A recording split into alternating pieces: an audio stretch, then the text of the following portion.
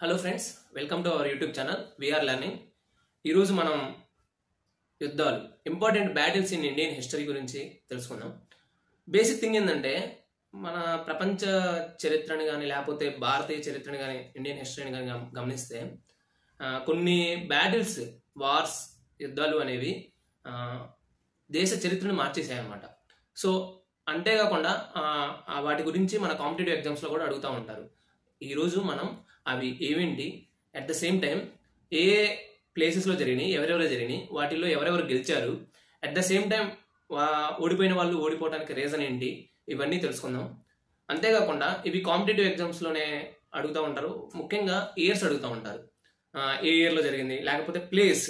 ఎక్కువగా మనం జరిగిన చరిత్రలో జరిగిన యుద్ధాల గురించి తెలుసుకుంటే ఏ ప్లేస్ని బట్టి ఆ యొక్క పర్టికులర్ బ్యాటిల్ నేమ్ కానీ వార్ నేమ్ కానీ వచ్చిందనమాట. సో మనం స్టార్ట్ చేద్దాం. ఫస్ట్ వన్ వచ్చేసరికి బ్యాటిల్ ఆఫ్ ద 10 కింగ్స్, దశరాజన్ యుద్ధ. ఇది ఏంటంటే కింగ్ ఆఫ్ భారతాస్ అంటే వాళ్ళ ఒక ట్రైబ్, వాళ్ళకి and at the same time confederation of 10 tribes అంటే ఒక కాంబినేషన్ ఆఫ్ ఒక 10 జాతులు, అట్ ద సేమ్ టైం భారతాస్, వీళ్ళు ఒక ట్రైబ్. సో ఇక్కడ 10 జాతులు కలిసి ఒకళ్ళ మీద దండెత్తారు కాబట్టి దశరాజన యుద్ధ అంటారు. ఇదేంటంటే లొకేషన్ వచ్చేసరికి రావి రివర్, అంటే యాన్సెంట్ దాన్ని పారుష్ని రివర్ అనేవాళ్ళు. అది ఎక్కడుందంటే పంజాబ్. ఇది ఎప్పుడు జరిగింది మనకి 14th సెంచరీ బిఫోర్ క్రీస్తు శకం 14th సెంచరీలో జరిగింది. అండ్ దీని రిజల్ట్, సో దాని రిజల్ట్ ఏమొచ్చిందంటే త్రుస్తు అంటే భారత, చెప్పాను కదా, Bharatas tribe and at the same time 10 tribes వాళ్ళ మధ్య జరిగినప్పుడు భారత ట్రైబ్ అనే వాళ్ళు గెలిచారనమాట. ఇది ఎక్కడ మెన్షన్ చేశారు? 7th mandal of Rigveda. మనకి 4 వేదాస్ ఉన్నాయి కదా, వాటిలో మొదటి వేదమైన ఋగ్వేదంలో మెన్షన్ చేశారనమాట. నెక్స్ట్ ఇంపార్టెంట్ బ్యాటిల్ వచ్చేసరికి బ్యాటిల్ ఆఫ్ హైడస్పస్. ఇది ఎవరెవరికి మధ్య జరిగిందంటే Alexander the great and king porous. మనకు తెలుసు ఫ్రెండ్స్, అలెగ్జాండర్ మెసడోనియా నుంచి స్టార్ట్ అయ్యాడు ఇది ప్రపంచాన్ని జయిద్దామనేసి. ఆయన ఈ యుద్ధం 326 బిఫోర్ క్రీస్తకం 326వ సంవత్సరంలో జరిగింది. ఎవరెవరికి మధ్య అంటే Alexander the great and king porous. So దీని లొకేషన్ వచ్చేసరికి నియర్ ద రివర్ జీలం. దాన్ని గ్రీక్లో హైడస్పస్ అంటారు, అందుకే బ్యాటిల్ ఆఫ్ హైడస్పస్ అనేది వచ్చిందనమాట. నేను ఆల్రెడీ చెప్పాను కదా, ఎక్కువగా మనకి యుద్ధాలు జరిగినప్పుడు ఆ పర్టికులర్ ప్లేస్ ఏదైతే ఉందో అక్కడ అది బ్యాటిల్ నేమ్గా మారిపోయింది అనమాట. ఇది ఎక్కడంటే ఈస్టర్న్ పంజాబ్, అది ప్రజెంట్ పాకిస్తాన్లో ఉందన్నమాట. అక్కడ జరిగింది. దీని రిజల్ట్ వచ్చేసరికి అలెగ్జాండర్ యుద్ధాన్ని గెలుస్తాడు. బట్ మన పోరస్ యొక్క ధైర్య సాహసాలను చూసేసి ఆయనకి ఆ టెరిటరీని ఇచ్చేస్తాడనమాట. ఇది మెయిన్ ఇంపార్టెంట్, ఎందుకంటే భారతదేశ చరిత్ర రాయడానికి యూరోపియన్స్ ఎక్కువగా ఈ డేట్ని క్యాలిక్యులేట్ చేశారనమాట. అంటే వాళ్ళకి అంతకుముందు ఇండస్ సివిలైజేషన్ అదంతా తెలియదు కదా. ఇది 1850s ఆ టైంలో, ఎందుకంటే ఇండస్ సివిలైజేషన్ కనిపెట్టింది 1921 ఆ టైంలో కనిపెట్టారు. సో వీళ్ళు మెయిన్గా ఈ ఇయర్ని తీసుకున్నారన్నమాట, పరిగణలోకి తీసుకున్నారు. Next Seleucid and Mauryan war. మనకు తెలుసు friends, Chandragupta Maurya with the help of చాణక్యుడు, ఆయన సాయంతో నంద డైనాసిటీని డీథ్రోన్ చేస్తాడు. చేసిన తర్వాత ఆయన బ్యాక్గ్రౌండ్ ఏంటంటే చంద్రగుప్త మౌర్య మొత్తం ఓవరాల్ ఇండియాని, భారతదేశాన్ని యునైటెడ్గా ఉంచుదాము, భారతదేశాన్ని పరిపాలిద్దాం అనేసి. ఇప్పుడు మనం అలెగ్జాండర్ ది గ్రేట్ ఉన్నాడు కదా, ఆయన చనిపోతారు అనమాట. 323 బిఫోర్ 323లో చనిపోతారు, ఇది బాబిలోనియాలో. ఆయన చనిపోయిన తర్వాత సెల్యూకస్ నికేటర్ అని వాళ్ళ సైనిక అధికారి ఉంటాడు కదా, ఆయన వచ్చేసరికి ఇంకా కంటిన్యూ చేద్దాం అనుకుంటాడు. ఏది అలెగ్జాండర్ యొక్క డ్రీమ్ ఏంటి? To win all over the world, ప్రపంచాన్ని జయించడం. అది కంటిన్యూ చేద్దాం అనుకుంటారు ఎవరు? Seleucus Nicator. ఈయన సెల్యూకస్ నికేటర్ చంద్రగుప్త మౌర్య తోటి యుద్ధం చేస్తాడనమాట. ఇక్కడ యుద్ధం చేసినప్పుడు చంద్రగుప్త మౌర్య గెలుస్తాడు. అది ఈ రోజు వచ్చేసరికి 305, 303 బిఫోర్ మనకు తెలుసు ఫ్రెండ్స్, బిఫోర్ క్రీస్తకంలో ఏం జరిగిందంటే, బిఫోర్ క్రీస్తకం ముందు ఏం జరిగిందంటే ఇయర్స్ అనేవి డిక్రీజ్ అవుతూ ఉంటాయి అనమాట. అంటే ఏజ్ పెరిగే కొద్దీ ఇయర్స్ అనేది డిక్రీజ్ అవుతూ ఉంటుంది, ఇయర్ నెంబర్. ఇక్కడ లొకేషన్ వచ్చేసరికి north western India, Indus river ఉంది కదా, ఇది ఇండియా పాకిస్తాన్ బోర్డర్ లాగా, అక్కడ జరిగింది అనమాట నార్త్ వెస్టర్న్ ఇండియాలో. నెక్స్ట్ ఇంపార్టెంట్ బ్యాటిల్ వచ్చేసరికి కళింగ వార్. ఫ్రెండ్స్ మనందరికీ తెలుసు, కళింగ వార్ అనేది ఒక అశోక్ మహారాజు పరంగే కాదు, ఓవరాల్ ఇండియా భారతదేశ చరిత్రని గమనించినా కానీ కళింగ వార్ అనేది చాలా ఇంపార్టెంట్ అనమాట. ఎందుకంటే అప్పటి వరకు ఉన్న అశోకుడు వేరు, కళింగ యుద్ధం తర్వాత ఉన్న అశోకుడు వేరు. మనం ఎక్కువ వినుంటాం, కళింగ యుద్ధం తర్వాత అశోకుడు మారిపోయాడు, ఫ్రమ్ యుద్ధం నుంచి ధర్మపదాన్ని మార్చుకున్నాడు అని చెప్తా ఉంటారు. ఈ కళింగ వార్ అనేది 261 BC అంటే బిఫోర్ క్రిస్ట్ 261లో జరిగింది. అశోకుడు అండ్ ఎక్కువ చెప్తా ఉంటారు కళింగ యుద్ధంలో అశోకుడు పార్టిసిపేట్ చేశాడు, బట్ గెలిచాడు అనేసి. బట్ ఎవరి మీద గెలిచాడు అనేది చాలా తక్కువ మందికి తెలుసు. ఇక్కడ ఆయన రాజా అనంత పద్మనాభం, కళింగ మహారాజు అనేటువంటి రాజా అనంత పద్మనాభం మీద గెలుస్తాడు. ఇది లొకేషన్ వచ్చేసరికి ఒడిస్సా అండ్ ఆంధ్రప్రదేశ్. మనకు తెలుసు ఈవెన్ ఆంధ్రప్రదేశ్ బోర్డర్ అయిన శ్రీకాకుళం ప్లేస్ని కళింగ ప్రాంతాలు అంటారు. అక్కడ జరిగిందనమాట ఇది. దీని రిజల్ట్ వచ్చేసరికి అశోకుడు గెలుస్తాడు.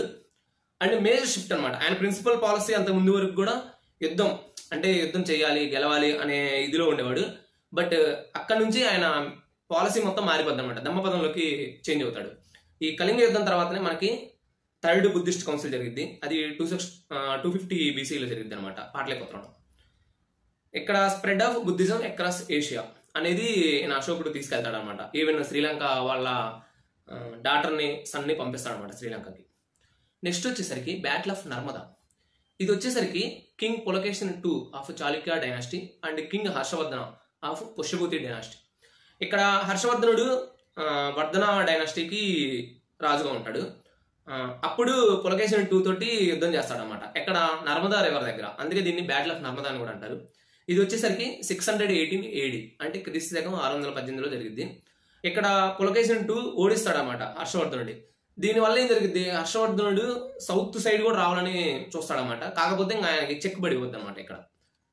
Next battle of Pullalur. ఈ పుల్లలూరు అనే ప్రాంతం వచ్చేసరికి మనకి కాంచీపురం తమిళనాడులో ఉంది. ఇక్కడ ఏంటంటే పులకేశిన్ IIకి అండ్ పల్లవ కింగ్ మహేంద్రవర్మన్కి యుద్ధం జరిగింది అనమాట. ఇక్కడ మహేంద్రవర్మన్ ఓడిపోతాడు అనమాట. చాళుక్య కింగ్ పులకేశిన్ II గెలుస్తాడు. ఇది అరౌండ్ 618 అండ్ 619 మధ్యలో జరిగింది. దీని తర్వాత ఏం జరిగింది అంటే మహేంద్రవర్మన్ వల్ల కొడుకుంటాడు నరసింహవర్మన్ అని. ఆయన ఎప్పటికైనా రివెంజ్ తీర్చుకోవాలనేసి ఉంటాడనమాట. అందుకే బ్యాటిల్ ఆఫ్ వాతాపి అనేది జరుగుతుంది. ఇక్కడ నరసింహవర్మన్ ఏం చేస్తాడంటే పులకేశిన్ IIని ఓడిస్తాడు. అది ఎక్కడ వాతాపి అంటే ప్రజెంట్ డే బాదామి, కర్ణాటక ప్రాంతం ఉంది కదా. సో మనం చూసుకుంటే కూడా కర్ణాటక తమిళనాడు బోర్డర్గా ఉన్నాయి. సో ఆ రెండు ప్రాంతాల మధ్య యుద్ధం జరిగినట్టుగా ఇది తెలుస్తుంది అనమాట. ఇది ఇయర్ వచ్చేసరికి 642 AD. అండ్ ఈ యుద్ధం తర్వాత నరసింహవర్మన్ని వాతాపి కొండని అంటారు. అంటే ఆయన వాతాపిని జయించాడు కాబట్టి ఆయన వాతాపి కొండని అంటారు. అంతేకాకుండా ఎప్పుడైనా మీరు మహాబలిపురం వెళ్తే అక్కడ పంచరథ అండ్ మండప టెంపుల్స్ ఉంటాయి. పంచరథ అంటే పాండవులు నిర్మించినట్లుగా చెప్తున్నటువంటి రథాస్ ఉంటాయి అన్నమాట. అవి మహాబలిపురంలో ఉన్నాయి. అవి కట్టించింది ఎవరయ్యా అంటే Narasimhavarman I. Next important battle వచ్చేసరికి బ్యాటిల్ ఆఫ్ పెషావర్. ఇది మహమ్మద్ గజనీ అండ్ జైపాల్. ఫ్రెండ్స్, మనందరూ తెలుసు మహమ్మద్ గజనీ అనేవాడు భారతదేశం మీద అరౌండ్ 17 times దండెత్తాడు. ఇక్కడ ఈ బ్యాటిల్ ఆఫ్ పెషావర్ అనేసి మహమ్మద్ గజనీకి అండ్ జైపాల్కి మధ్య జరిగింది. ఆయన జైపాల్ ఏంటంటే నార్త్ సైడ్ ప్రాంతాన్ని పరిపాలిస్తూ ఉంటాడు. అండ్ ఇది లొకేషన్ వచ్చేసరికి పెషావర్ అంటే ప్రజెంట్ డే పాకిస్తాన్ ఉందన్నమాట. ఈ రోజు వచ్చేసరికి 1001లో జరిగింది. అండ్ ఇక్కడ రిజల్ట్ వచ్చేసరికి మహమ్మద్ గజనీ గెలుస్తాడు అనమాట ఈ బ్యాటిల్ని. నెక్స్ట్ బ్యాటిల్ వచ్చేసరికి ఫస్ట్ బ్యాటిల్ ఆఫ్ టెరైన్. ఈ 2 battles చాలా ఇంపార్టెంట్ అనమాట. First battle of Tarain and second battle of Tarain ఏ సంవత్సరంలో జరిగినాయి, నెక్స్ట్ ఎవరు ఏ సంవత్సరంలో ఎప్పుడు గెలిచారు అనేది ఎక్కువగా ఫ్రీక్వెంట్గా అడిగే క్వశ్చన్. ఇది వచ్చేసరికి పృథ్వీరాజ్ చౌహాన్ అండ్ మహమ్మద్ గోరీకి మధ్యలో జరిగింది. ఇక్కడ మనం చూసుకుంటే పృథ్వీరాజ్ చౌహాన్ రాజపూత్ డైనాసిటీకి రిలేటెడ్ అనమాట. సో రాజపూత్ వంశీయులు. ఫస్ట్ బ్యాటిల్ ఆఫ్ టెరైన్లోనేమో పృథ్వీరాజ్ చౌహాన్ గెలుస్తాడు. ఇది ఎక్కడంటే తరోరి అంటే హర్యానా దగ్గరలో జరిగింది అనమాట. ఇది ఏ ఇయర్ 1191 క్రీస్తు శకం. అండ్ రిజల్ట్ వచ్చేసరికి పృథ్వీరాజ్ చౌహాన్ గెలుస్తాడు. ఈయన పృథ్వీరాజ్ చౌహాన్ ని అట్రిబ్యూట్ చేస్తూ చాంద్ బర్దాయ్ అని పృథ్వీరాజ్ రాసో రాస్తాడనమాట. అది చాలా ఇంపార్టెంట్. అది పోయము పృథ్వీరాజ్ చౌహాన్ గురించి. అది రాసింది ఎవరయ్యా అంటే Chand Bardai. Next second battle of Tarain. ఇది నిజం చెప్పాలంటే చరిత్ర గతిని మార్చిన యుద్ధాల్లో ఇది ఒకటి అనమాట. ఎందుకని ఇక్కడే ముస్లిం రూలింగ్ అనేది ఒక పునాదిలాగా పడింది ఇక్కడే అనమాట. ఇది పృథ్వీరాజ్ చౌహాన్ అండ్ మహమ్మద్ గోరీ అగైన్ తన సైన్యాన్ని మొత్తం కూడగట్టుకొని వస్తాడనమాట. లొకేషన్ అయితే సేమ్ టెరైన్, ఇప్పుడు టరోరి అంటారు, హర్యానాలో ఉంది అది. ఈ రోజు వచ్చేసరికి నెక్స్ట్ ఇయర్ జరిగింది అంటే 1192 క్రీస్తు శకంలో జరిగింది. ఇక్కడ ఏంటంటే మహమ్మద్ గోరీ ఈ యుద్ధాన్ని గెలుస్తాడు. కానీ ఎలా? With the help of king of Khan Jaichand support చేస్తాడనమాట, ఎవరిని, మహమ్మద్ ఘోరీని. అందువల్ల మహమ్మద్ ఘోరీ యుద్ధాన్ని గెలుస్తాడు. ఫ్రెండ్స్, ఇవే కాదు ఇంకా చాలా ఇంపార్టెంట్ బ్యాటిల్ జరిగినాయి. ఇది పోర్చుగీస్ వారికి, బ్రిటిష్ వారికి and Tipu Sultan dynasty. Next వేరే వేరే ఫ్రెంచ్ వారికి, నెక్స్ట్ బ్రిటిష్ వారికి యుద్ధాలు జరిగినాయి. ఇవన్నీ నెక్స్ట్ వీడియోలో తెలుసుకుందాం. సో ఈ వీడియో మీకు నచ్చినట్లయితే మీ ఫ్రెండ్స్కి షేర్ చేయండి. ఇది ఖచ్చితంగా చాలా యూజ్ఫుల్ అవుతుంది.